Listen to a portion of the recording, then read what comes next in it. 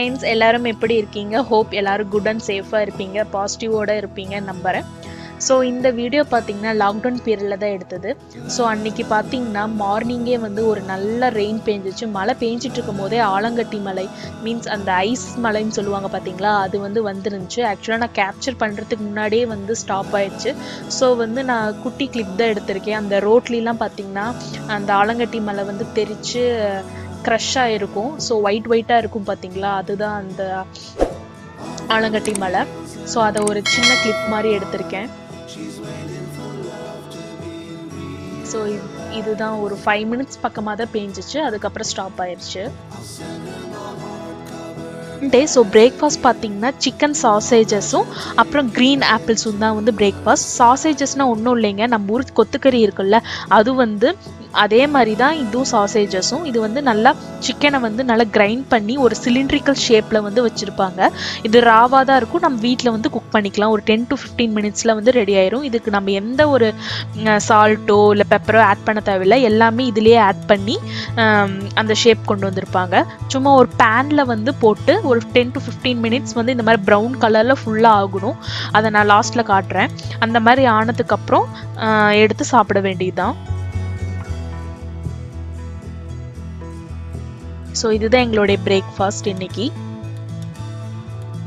So இந்த மாதிரி நல்லா ப்ரௌன் கலரில் ஆகிற வரையும் கிரில் பண்ணி எடுத்துட்டோம்னா சாசேஜஸ் ரெடி ஆயிரும். என்ன இருக்குன்னு பார்க்கலாம். ஃபர்ஸ்ட் ரோவில் பார்த்தா இங்கே ஜூஸ், இது மேப்பிள் சிரப், இது ஒரு ஜூஸ், இது ஒரு ஜூஸ், அப்புறம் இது வந்து மில்க். அதுக்கப்புறம் இங்கே பன்னீர் இருக்குது, 2 பேக்கெட்ஸ் ஆஃப் பன்னீர். அப்புறம் இங்கே மில்க் மேட் இருக்குது. இதை வந்து க்ரீம், இது வந்து ஹர்ப்ஸ், பட்டர் ஹர்ப்ஸ்லாம் போட்டு ஒரு வாட் வி கால்டு ஒரு மிக்ஸ் இருக்குது. அப்புறம் இது பட்டர். அப்புறம் இது பார்த்தீங்கன்னா இது வந்து ஸ்ப்ரெட்டு, ப்ரெட்டுக்கு போடுறதில்ல அந்த ஸ்ப்ரெட்டு. நெக்ஸ்ட் அடுத்த ரோவில் பார்த்தா வெனிலா எசன்ஸ், இது ஒரு க்ரீன் டீ ஜூஸ், தென் ஜிஞ்சர் கார்லிக் பேஸ்ட்டு. இங்கே பார்த்தீங்கன்னா சீஸ் ஸ்லைசஸ் வச்சுருக்கேன். அப்புறம் இங்கே வந்து லெமன் இருக்குது. ஓகே, நெக்ஸ்ட் ரோ பார்த்தீங்கன்னா இந்த மாதிரி பேக்கெட்ஸில் இருக்குல்ல, இதெல்லாம் வந்து கார்லிக் ப்ரெட், ஸ்நாக்ஸ் மாதிரி சாப்பிட்லாம், நல்லாயிருக்கும். இது வந்து கார்லிக் ப்ரெட்டு. அப்புறம் சீஸ் வச்சுருக்கேன், ஷ்ரெட்டட் மொசரில்லா சீஸ். ஓகே, அதுக்கப்புறம் மேலே இருக்கிற ரோலை வச்சுருக்கேன், ஏன்னா இது வந்து சீஸில் கொஞ்சம் சீக்கிரம் கெட்டு போகிறதுனால மேலே ரோல் வச்சுருக்கேன். நெக்ஸ்ட் வந்து கீரை, யூஸ் பண்ணதில் போக மீதி கீரை இருக்குது. இந்த செக்ஷன் ஃபுல்லாக க்ரீன் செக்ஷன். இது வந்து ப்ரொக்கோலி, இது வந்து ஸ்ப்ரிங் ஆனியன்ஸ், அப்புறம் இது வந்து பேன்கேக்ஸ். இதில் எதுவும் இல்லை. நெக்ஸ்ட்டு கீழே வந்து தயிர் இருக்குது, இது புதினா, இது கொத்தமல்லி, இங்கே ஜிஞ்சர் இருக்குது, சம் க்ரீன் ஆப்பிள்ஸ். அப்புறம் இங்கே பார்த்தீங்கன்னா டொமேட்டோஸ் வச்சுருக்கேன். நெக்ஸ்ட் இங்கே பார்த்தீங்கன்னா குடமிளகா, பெப்பர் பெல், கேரட்ஸ் இருக்குது, அவ்வளோதான்.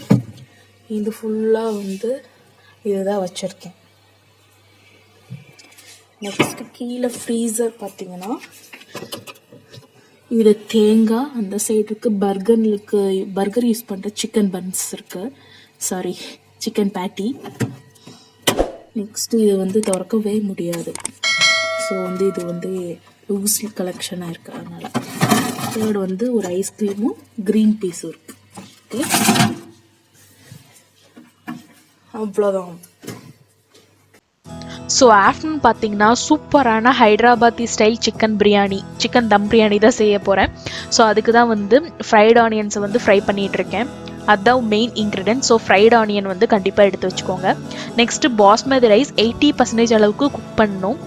அதுக்கு மேலே வந்து குக் பண்ண வேணாம், ஏன்னா நம்ம அதுக்கு மேலே தம் போட போகிறோம். ஸோ அந்த மாதிரி குக் பண்ணி வச்சுக்கோங்க. நெக்ஸ்ட் இது கொத்தமல்லியும் புதினாவும். இது வந்து நேற்று நைட்டே நான் வந்து ஒரு நாள் நைட் ஃபுல்லாக மேரினேட் பண்ண சிக்கன் 1 கிலோ இருக்கும். என்னென்ன ஸ்பைசஸ் போட்டிருக்கேன் டிஸ்கிரிப்ஷனில் ஆட் பண்ணியிருக்கேன், நீங்கள் அதை போய் செக் பண்ணிக்கோங்க. நெக்ஸ்ட்டு சிக்கன் வந்து ஃபஸ்ட்டு போட்டுனா கிரேவி வரும், அதை வந்து தனியாக கொஞ்சம் எடுத்து வச்சுக்கோங்க லாஸ்ட்டாக ஆட் பண்ணுறதுக்கு.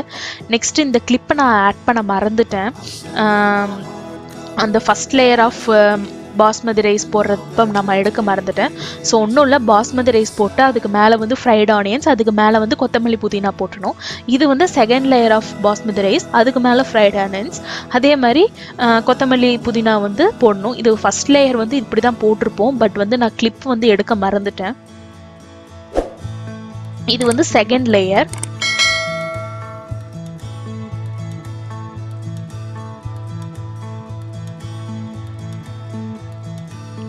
அப்புறம் நம்ம வச்சிருக்க வந்து கிரேவி, அந்த தண்ணி இருக்கு பார்த்தீங்களா சிக்கனோட கிரேவி, அதை வந்து மேலே வந்து ஊற்றிக்கோங்க.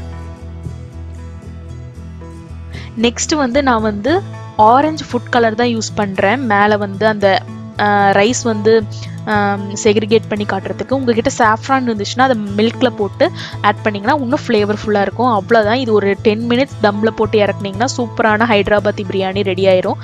நீங்கள் என்ன இன்ஸ்டாகிராமில் ஃபாலோ பண்ணல, ப்ளீஸ் செக் அவுட் பண்ணுங்கள். அதில் நான் சூப்பரான டெய்லி அப்டேட்ஸ், அப்புறம் நான் என்ன வந்து டெய்லி குக் பண்ணுறேன்னு அதெல்லாம் போட்டுட்ருக்கேன்.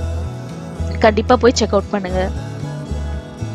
ஸோ சூப்பரான ஹைதராபாதி ஸ்டைல் தம் பிரியாணி ரெடி ஆயிடுச்சு. இது உங்கள் வீட்டில் ப்ரிப்பேர் பண்ணிட்டு எப்படி இருக்குன்னு சொல்லுங்கள். ஸோ தேங்க்யூ ஃபார் வாட்சிங்.